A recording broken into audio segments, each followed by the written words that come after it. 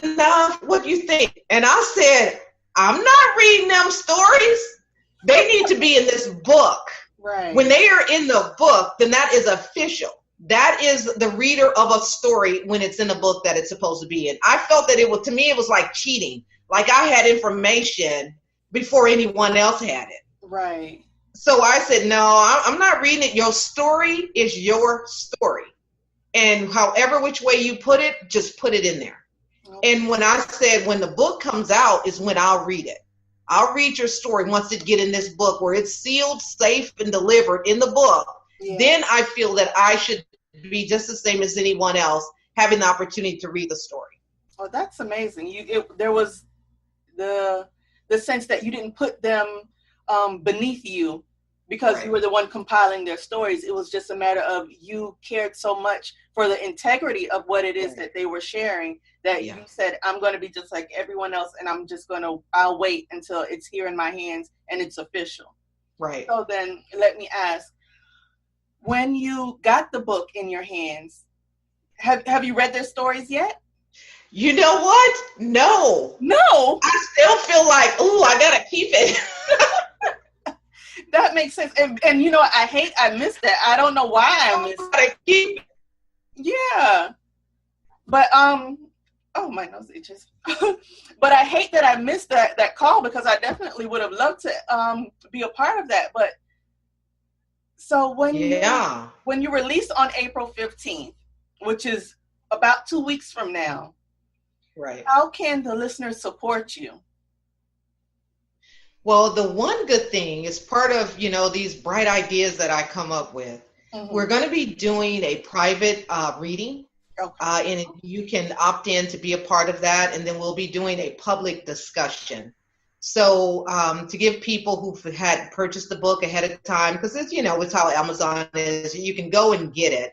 The big release is going to be April 15th, where we will have the book available for 99 cents for the electronic version. Because again, we want it to be a #1 bestseller. We want people to get these stories and hear about all the authors that are in here. And one special author for sure, the Elizabeth that's in the book, that's 120 years old. So we're making history at the same time. Yeah, she lives in Ghana. So she's 120 years old. And having this opportunity to have someone that of age in this book is definitely a great opportunity. So those are some of the things. And again, going to the link, going to Amazon or either going to bit.ly, The Smell of Poverty, and you can see all the other things, the T-shirts and the mugs that we have that are definitely in line with the book is one of the things. Okay, awesome. So what my next question is and I'm just still floored about Elizabeth being 120. That's amazing. Yes. So you said there are 2 books coming out after this one, correct? You have a follow-up? Yes. Next year we'll be doing again. This will be a every year thing. Okay. So the next year it would be The Smell of Poverty, but it would be the Embedded Poverty Code. Okay. So the concept behind that is talking about that embedded poverty code that we all have, that we've heard and remember when parents said, we don't have no money. Right. We don't have this. And we all have a story where we said we heard mom and dad saying, we don't have no money, we poor, we don't have nothing. And we find ourselves saying the same thing to our children. And the one that I'll be putting out for, cancer survivors, and that's the cancer survivor book that I'll be putting out and getting ready to put out there. Okay, well, good. And you just reminded me when you said that thing that we speak to our children. I can remember once my father and I didn't know the power was off, but we were sitting there and we were just eating crackers and something else. And we were just sitting there talking and having a grand old time. And it's not until maybe well into adulthood that I realized, hey, I think the power was off. I never asked because I don't want to embarrass him. Yeah. Even after all these years, I don't want to embarrass him, but I really honestly think our power was out because we didn't watch TV. It was a norm because, like I said, my parents were divorced, and it was the norm for, after school, my dad would come home and make something to eat, and it's usually a hot meal, and this time it wasn't. And it was just, you're putting 2 and 2 together, and it's like, hey, maybe something was wrong here, but, but it was still a great time. And that was one of the things I think about parents back then, is that they could make things could be wrong, but they can make it seem like it wasn't. Right. I don't know if the parents these days have that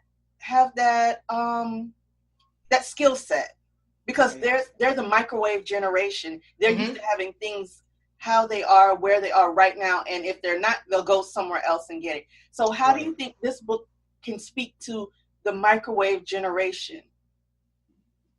Well, the one thing that I would say, because there's millennials that are in this book. Oh, really? There are some baby boomers that are in this book, of course, and then 120 years old. I don't know what they gonna call those. Those are ancestors. Right. Then there's ancestors in this book. Okay. So to look and know that the different various stories that are in here, you will be able to see it from the millennial version, the baby boomers, the Gen X and Gen Ys. You'll be able to see that, and you'll see that they all experience poverty from their perspective, but this is what they're doing now. Oh. This is how it's done. It's not, and I agree with the same thing. I've been telling my kids they're a microwave generation. They push the button, it pops out, and and I call them Pop-Tarts, because they're Pop-Tarts. They just pop out. So it's going to give them, it's going to allow them to sit down long enough to read it. Awesome. And to see that there are others that are like them out there, but there's also people who have come before them and that will come after them that will also give them their shared stories about poverty and how it made them who they are today and why they are different from typical generations. Okay, awesome. So there's something there for everyone. Yes. Okay, well, I look forward to getting my copy of the book, and I thank you so much for being here. So in closing, give me some final thoughts, or give our listeners some final thoughts, stuff that they have to look forward to from For Humanities, from Shannon Griffin herself. Just tell us what we have to look forward from for you, as well as how we can reach you on social media when it comes time to make purchases of the book.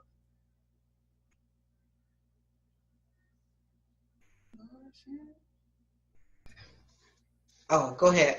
I appreciate being here to share with you guys.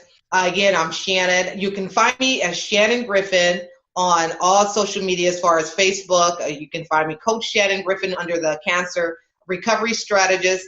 But For Humanities is on social media and all that. So again, we're coming up. There is going to be some wonderful things that are coming out of For Humanities, things dealing with being a creative business owner, if you're looking to be an entrepreneur and having creative ideas coming. So we have all those types of things. The I Create Academy platform we're doing, where it just has creative things that help you with your business to be a little more creative and not have the standard mundane things that you do, but things that step you outside of the box. So there I am. I'm all over. I go live every day. Yes. I done called myself Miss I Go Live. Okay, that is your new name, Miss I Go Live. I like it. Because trust me, anytime I look to go live, Shannon is already live.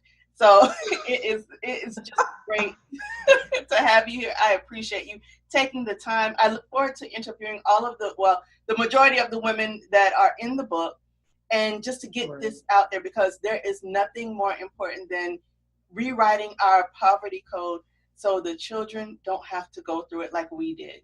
We always want the next generations to do better and be better. So again, I thank you, Shannon, for allowing me to feature you here about your book. So you have a great rest of your day. I appreciate it. Thank you for tuning in to this episode of the Courageous Coaching Podcast. Feel free to call in with comments and questions anytime. The number is 786-749-TLAK. That's 786-749-8255. Call us and let us know what is on your mind. Until we meet again, be courageous.